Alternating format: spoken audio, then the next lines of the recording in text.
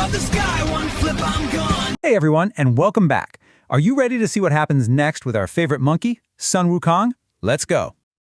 Okay, before we dive in, if you love stories about the journey to the West, you have to subscribe to our channel. That way you won't miss a single adventure.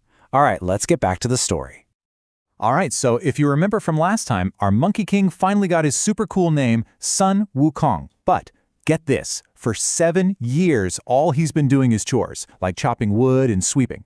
So you've got to be wondering, when is he going to learn some real magic? Well, that day has finally come. So yeah, after all that waiting, Wukong's big chance is here. But his master, he's not just going to sit him down for a regular class. Nope, it all kicks off with a super secret, kind of weird test. So the master, the Bodhi Patriarch, he starts offering to teach Wukong all this different stuff. We're talking fortune-telling, deep thinking, even mixing magic potions. But Wukong, he only cared about one thing. For every single offer, he'd ask, "But can it help me live forever?" And every time the master said, "Well, no," Wukong would just cross his arms and go, "Nope, not interested, I won't learn it." Well, you can imagine, the master finally lost his temper. He leaps off his platform, grabs his teaching stick, and thwack, thwack, thwack. 3 bonks right on Sun Wukong's head. Then, without another word, he turns his back, stomps into his room, and slams the door. All the other students are just jaws on the floor, totally stunned. And everyone's whispering, right? They're all like, "Ooh, that monkey is in so much trouble now."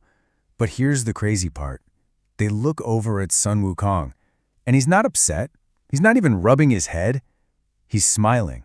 Now, why in the world would you be smiling after that? Because Sun Wukong is one smart monkey. He knew it wasn't a punishment at all. It was a riddle, a secret code. The 3 hits on the head, that meant, come find me at the 3rd watch of the night, which is like super, super late, around 3 in the morning. And the master turning his back and going through the main door, that was the clue to use the back door so nobody would see him. So that's exactly what he did. In the dead of night, Wukong tiptoes around to the back of the building, and yep, the door is cracked open just a little. He slips inside, finds his master's bed, and kneels down quietly. The master was so happy that Wukong figured it all out, and right there, in the middle of the night, he finally taught Sun Wukong the real secret to immortality. Okay, so mission accomplished, right? Wukong knows how to live forever. Woohoo! But hold on, just when he's feeling great, his master gets really serious. He says that just knowing the secret, well, that's not enough. To actually make it, Wukong has to survive 3 huge, scary dangers that are coming his way. You see, every 500 years, the heavens send down a test, a great calamity, to see if you're worthy. First up, a massive lightning bolt that comes crashing down from the sky to zap you. If you survive that, then 500 years later, a sneaky kind of fire starts at the bottom of your feet and burns you up from the inside. And if you somehow make it through that, another 500 years go by, and a terrible wind blows right through you and turns your body to dust. Seriously scary stuff. When Sun Wukong heard all this, he totally freaked out.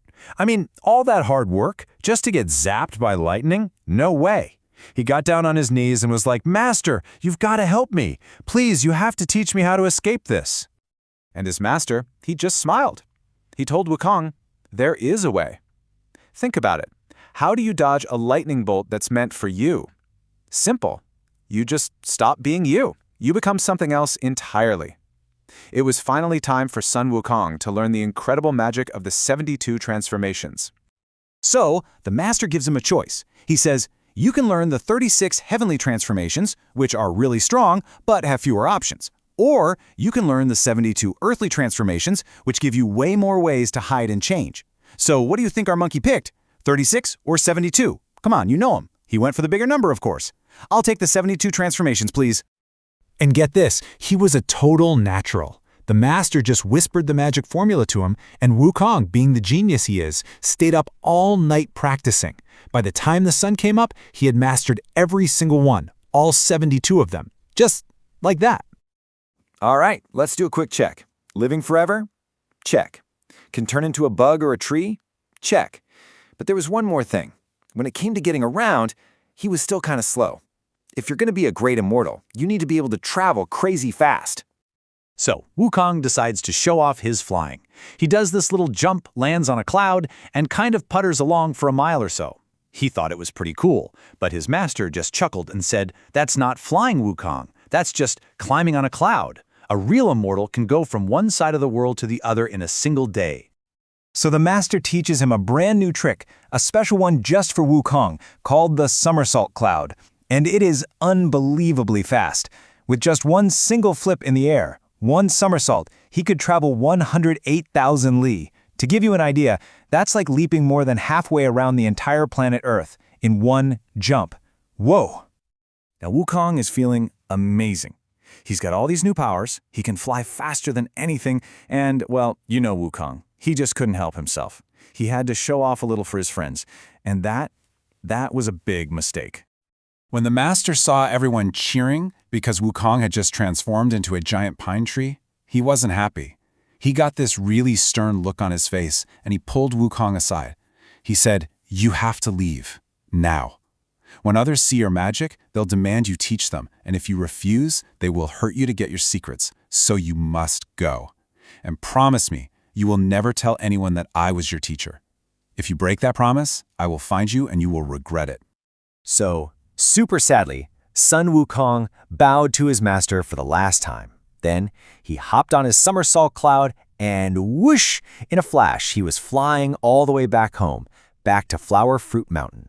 But, as he got closer, he could tell something was really, really wrong. He landed and yelled, "My children, I'm back!"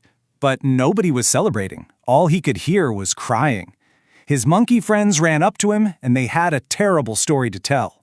While he'd been away, this awful huge monster, the Chaos Demon King, had come and taken over their home, and he'd kidnapped a bunch of the other monkeys. Oh, Sun Wukong was so angry. His master told him not to show off his magic, but this was different. This was about saving his family. He wasn't going to hold back. He zoomed right over to the demon's hideout, took a big breath, and got ready to use his amazing new powers. He does something incredible. He reaches up, pulls out a big clump of his own monkey fur, chews it into tiny pieces, and then, patooey, he spits it out. And as the hairs fly through the air, they transform into 200 little, tiny versions of Sun Wukong. This tiny monkey army just swarmed the giant demon. They were pulling his ears, tickling his feet, pinching his nose. The big guy was so confused he didn't know what was happening.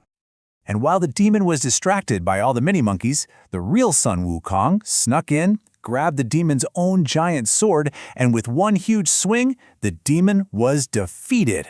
Wukong rescued all his friends, and they all went back home. The whole mountain erupted in cheers for their amazing king and hero, the great Sun Wukong. So, Wukong is home, he's a hero, and he's more powerful than ever. But remember what his master said, that showing off would only lead to trouble? Well, now everyone on the mountain has seen what he can do. Do you think he'll actually be able to stay out of trouble now? Or is this just the start of even bigger adventures and bigger problems? What do you think is going to happen? Tell us your ideas down in the comments. And hey, if you had fun with our story, please hit that subscribe button and ring the little notification bell. Your encouragement really means the world to us and keeps these stories coming. We can't wait to see you for the next part of the adventure.